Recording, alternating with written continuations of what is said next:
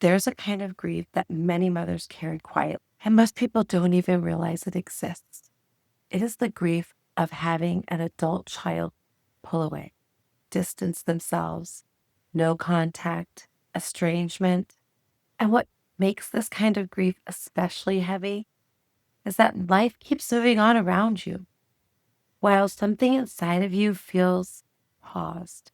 If you're in that kind of season right now, I want you to know this right away. You are not alone. I hear this more often than you think, and this conversation is for you. I'm Michelle, and I help midlife women reconnect with themselves through small, gentle steps that rebuild self trust and help them feel more present in their own lives again. And today we're talking about something that many families experience, but very few people feel comfortable speaking about openly: estrangement with an adult child. And if this is a conversation that you feel deeply, please hit subscribe so you don't miss any of our conversations. This topic is very personal for me as I have experienced this in my own life. When our oldest daughter was about 18, she decided she didn't want to live by our rules in our home and left abruptly. That season lasted about 6 years, and it was one of the most emotionally complex seasons of my life. There were moments of confusion, moments of grief, and moments where I simply didn't know what the future of that relationship was going to look like. And honestly, it was heart wrenching. So if you're experiencing something like this right now, please know that I'm not speaking about this as an outsider. I understand how heavy this season can feel. And one thing to note is that estrangement is more common than most people realize. Statistics show that 1 in 4 families experience periods of distance or estrangement with their adult children. But because it's such a painful and complicated topic, people often suffer through it quietly, which can make it feel incredibly. But one of the most healing things that many parents discover is this: when the conversation finally opens up, they realize that they were never as alone as they thought. Grief, it can feel invisible.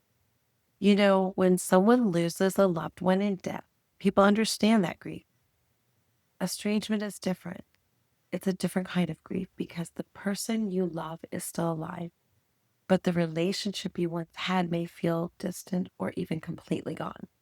And that kind of grief can feel so lonely. And what many parents start to discover is that naming this grief, calling it what it is, even quietly, can be the beginning of healing. Whether it's by talking with someone, journaling about it, meditating on it, acknowledgement is important.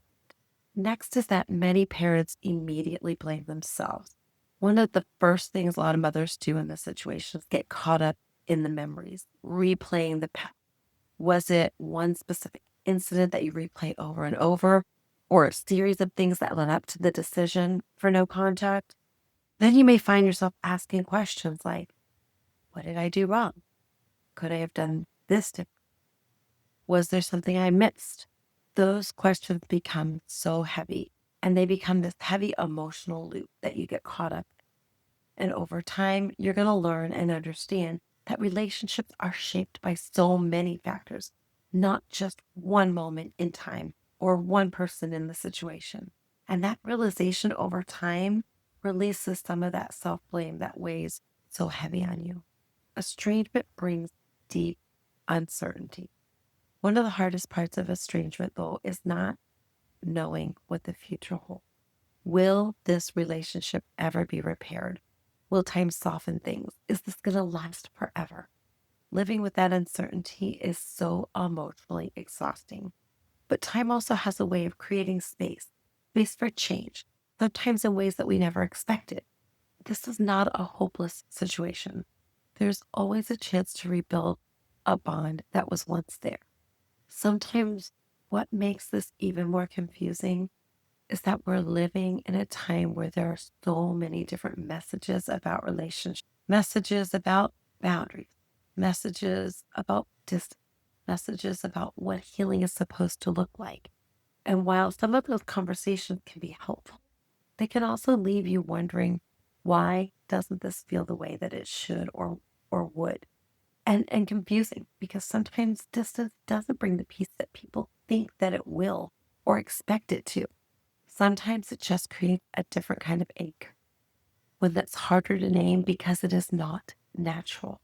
And that can leave both sides feeling misunderstood, unheard, unsettled, and still longing for something that they don't quite know how to get. You know, loving someone while respecting the distance is incredibly challenging. So when a child pulls away, the love that you feel for them doesn't disappear. It just becomes more challenging. A lot of parents find themselves trying to balance love with boundaries, concern with overstepping, hope for the future, and at the same time, respect for the space that their child has chosen. That emotional balancing act can be exhausting on so many levels, and it pulls your heart in so many different directions. And your love doesn't vanish during this no contact time. It doesn't disappear, and they find that this love becomes this quiet thread that continues even though the distance is there. So hold on to it. Hold on to that thread. Something that makes this even more difficult is that a lot of mothers feel like they cannot talk about estrangement openly. Feeling shame often keeps people silent. They may wonder or worry about being judged or worry that people are going to assume that they did something terribly wrong. So instead, they carry this burden, this experience quietly on their shoulders. And the moment that someone feels safe enough to share even a small piece of their story, weight begins to lift off of their shoulders. So if this is you, reach out to someone, whether it's a friend, a group, a coach, because you still deserve care and support. And that is something that I wish that more parents understood. You, my dear, still deserve compassion and you still deserve to care for you while navigating a very difficult family season. And sometimes the most powerful step forward is simply choosing not to abandon yourself, even while things feel uncertain with your relationship with your child. Still take care of you. Estrangement can feel like a permanent ending, but sometimes it's simply a very painful chapter in a much longer story. Relationships between parents and adult children can evolve over time, and while none of us can control the path of another person, we can choose how we care for ourselves during these uncertain seasons. Before we finish today, I just want to pause for a moment and say something to anyone listening who may be carrying this kind of pain quietly. If you are experiencing estrangement with an adult child, please remember this. This season does not erase the love you have for your child. This season does not erase who you are as a mother and the love and the care that you gave. Family relationships are deeply complex. And sometimes they go through chapters that are incredibly difficult. But difficult chapters are not always the end of a story. Sometimes there's simply a season that we have to walk through, one step at a time. And while you cannot control another person's path, you can choose to care for your own heart along the way, because you, my friend, deserve compassion too. Today, we talked about some of the emotional realities that many parents experience during estrangement, including the quiet grief, the self blame that many parents carry, the uncertainty about the future of the relationship, and the importance of remembering that your well being still matters. If you're navigating a season of midlife that feels heavy or complicated, I invite you to join my Simple Stride Snapshot. Get on the list. Each week, I share reflections from midlife, encouragement, affirmations, and gentle practices that help midlife women reconnect with themselves and move through these life transitions with more steadiness. You'll find the link in the description below. And if you feel comfortable sharing in the comments what has helped you the most during difficult family seasons, you're welcome to share as much or as little as feels right.